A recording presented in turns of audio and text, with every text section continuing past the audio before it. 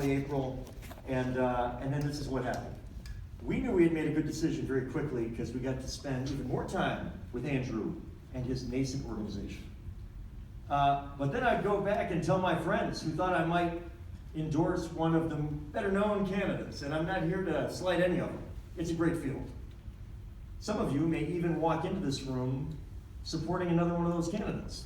And I hope you leave here tonight not feeling that your affection is diminished for the candidate you walk in enjoying, but rather that somebody has simply surpassed in your enthusiasm, your previous enthusiasm for that other candidate. I hope that person's Andrew, frankly, or else I don't know what we did tonight. The thing that I did all the time was something like this.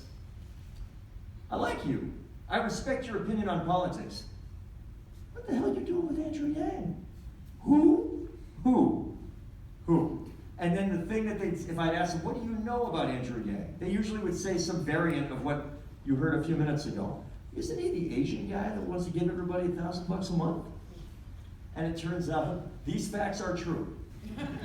Everything I just said there is true. But that's the beginning of the sentence. That's not the end of the paragraph. You begin to talk to people about the magnitude of manufacturing. How many folks here have either yourselves or somebody you care about seen them impacted by automation and the loss of a job?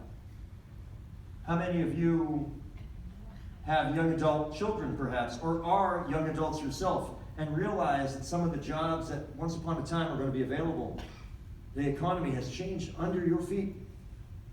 Here's the reality. In most of America, almost all those hands are up. Now look, I'm from New Hampshire. I know the state real well. I grew up on the west side of Manchester, about as blue-collar working class as you're going to get. My dad's a carpenter. One of the few jobs that it appears you cannot easily automate away. It turns out that when you're sheetrock, you need a sheetrock job done, they do not yet have a robot to take care of that. And if you want to know if that's a good field to get into, call somebody if you need some carpentry work done and find out two things. One, how soon are they going to be able to get there? And two, they're going to charge you how much an hour? So one of the things Andrew talks about a lot is that the future of the economy is not going to be about trying to go backwards. This is in some ways the difference between the message of Donald Trump and the message of Andrew Yang. The message of what the Democratic Party can and should be, and what the message of Donald Trump has and continues to be. Donald Trump, frankly, was the wrong answer to a lot of the right questions. I believe so strongly that Andrew Yang is the right answer to those same right questions. And so you might say, what the heck are those questions? And the question is basically this: how can, in an economy where everybody keeps telling us that GDP is up, the stock market is up, inflation is down, unemployment is down, that sounds like a heck of a good economy. So how come 70 to 90% of the American people of working age feel like they're walking on a tightrope with no safety net underneath? That is what's going on. And it means that people were willing to take that chance I described earlier with somebody. I want you to consider this. 20% of people on election night who voted for Donald Trump said in an exit poll that they voted for him, despite the fact they do not like him at all. A fifth of the people that voted for Donald Trump said, I didn't really want to do it, but what else was I supposed to do? I'm screwed. And the things that we have tried, they felt like for a generation or more, were not working for them. When Donald Trump said that we're going to make America great again, the answer that we as Democrats, I say we, I'm a lifelong Democrat, the answer that we as Democrats gave too often was that America is already great. So what do we say to the manufacturing employee in Ohio or Wisconsin or Pennsylvania or Michigan? Notice what those states have in common. They are the states that Donald Trump needed to win and did win. And he threaded the needle. And when we say that things were going just fine the way they were, and that we should continue on the trajectory that we have been going, that sends the opposite message of what millions of Americans who made the difference between winning and losing wanted to hear. My daughter is a 16-year-old junior at Portsmouth High School. She got a job earlier this year at McDonald's.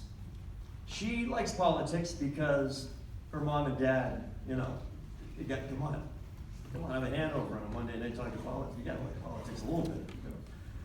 And Abby got a job at McDonald's in Greenland, New Hampshire. And her first day, 5 minutes in, she filled out some paperwork. And then after that, she went out, and they said, walk to the front register, and then walk past it. And then I want you to walk to the giant kiosks that maybe some of you have seen at the renovated McDonald's across America, where you take your order by touching the 6-foot-high, basically iPad. And then you pay there, and then you simply pick up the food, and you go to your table. My daughter was told that her job was to help people get comfortable doing it themselves by taking their order and touching the screen, next to the screen, touching it, take the credit card, swipe it, pay, and then have a great day. Because they told her to her face, an hour into her first day at work, that by the end of 2021, every McDonald's in Canada and the United States would effectively replace the cashiers that most of you and I were used to walking up to with those kiosks. And my daughter came home, and by then I was with Andrew. And she's like, oh my God, Andrew's right. My job's going away.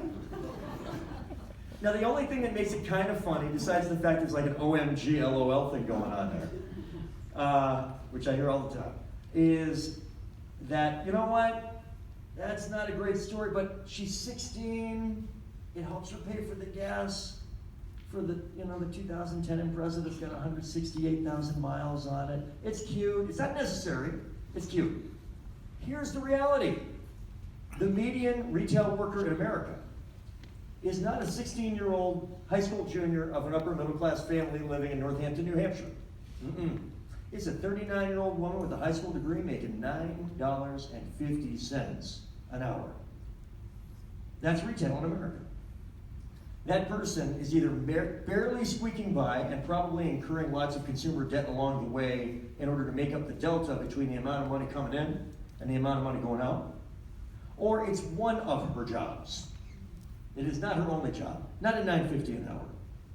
And the reality is that if all we do as a response is say that we're simply going to increase the minimum wage and say that is the beginning and that is the end of the entire conversation about how to help that 39-year-old woman with a high school degree, if we think that alone will take care of it, then what we don't realize is that automation will only accelerate if that is the beginning and end of the message. And unfortunately for the Democratic Party, if that is the magnitude, if that is the entirety of the message, if that is what the retail worker in Ohio or Wisconsin or Michigan or Pennsylvania hears, they hear the simple speeding up of a process that leads to that job being eliminated. So it has to be bigger than simply increasing wages. That's critically important. But we need to inject automation as a central part of it. One of the greatest things, I think Andrew has said this, we felt it too. Half an hour of the October debate was dedicated to UBI. Elizabeth Warren and Andrew Yang had an extended back and forth conversation about the pros and cons of universal basic income. We're not in this for moral victories. We are in this to win the presidency. But I will tell you, that was a hell of a moral victory that night. That is a conversation that could not have occurred 6 months ago. There is a person who has never run for anything in his life, who saw what was happening in America. He's a father, he's a parent, he's a patriot. He saw what was going on, and it was unacceptable. And he decided to do something about it. And when I hear people say, can Andrew, is this like somebody else? Is Andrew Yang, like what's the analog here? I'll tell you who's run for president without having run for anything before. Dwight Eisenhower, but he beat Hitler, so that's a pretty good accomplishment. It's Ross Perot, who was famous and put in a ton of his money. It was Donald Trump, who was one of the most famous people in the country before he stepped foot on an escalator heading down. Nobody in the post-war period has tried to do what Andrew Yang has done. And here's the other side of it. He's already accomplished more than anybody in the post-war era running for president, in either side of the aisle, has been able to do, starting from nothing. We say often that it is harder to go from being an anonymous guy running for president to up to 5th place in national polls. That's hard compared to what we got to do now. We've gone from 24th to 5th, you know? So now we got to get from 5th to 1st. And the way we're going to do it is by having him in the middle of a room like this in Hanover, New Hampshire on a cold day in early December, giving you what I think is a very compelling explanation about the problems we face, the solutions, and the way we're going to get there. And then I'm going to need you to grill him. He is not here yet, so do not tell him I said that. But I'm going to need you to give him fair but difficult questions. I'm going to need you to be the place where somebody who doesn't have the biggest money at the start of the conversation, who doesn't have the biggest name ID at the beginning of the conversation, who doesn't have a decade or 2 or 3 or 4 decades of political and governmental experience and the institutional advantages that often come with that. By the way, the same institutional advantages that are frustrating so many Americans that they're looking to go in the opposite direction. That may be a signal. The opposite of an outsider. Oh, look at that. Look at that. Oh my God.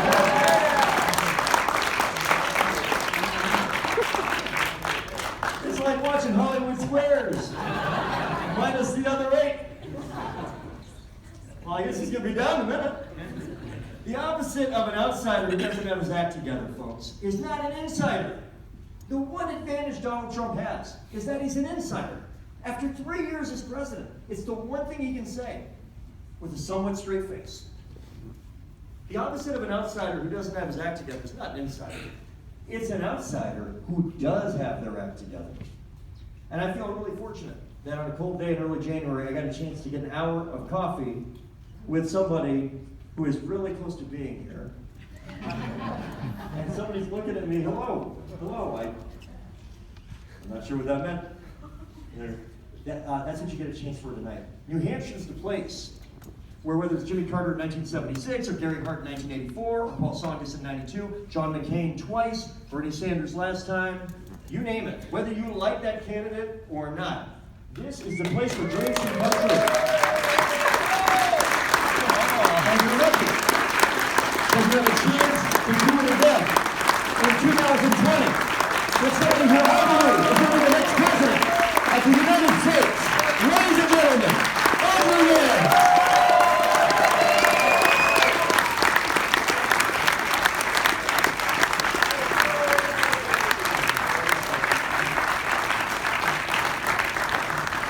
Hello, New Hampshire. It's fantastic to be back.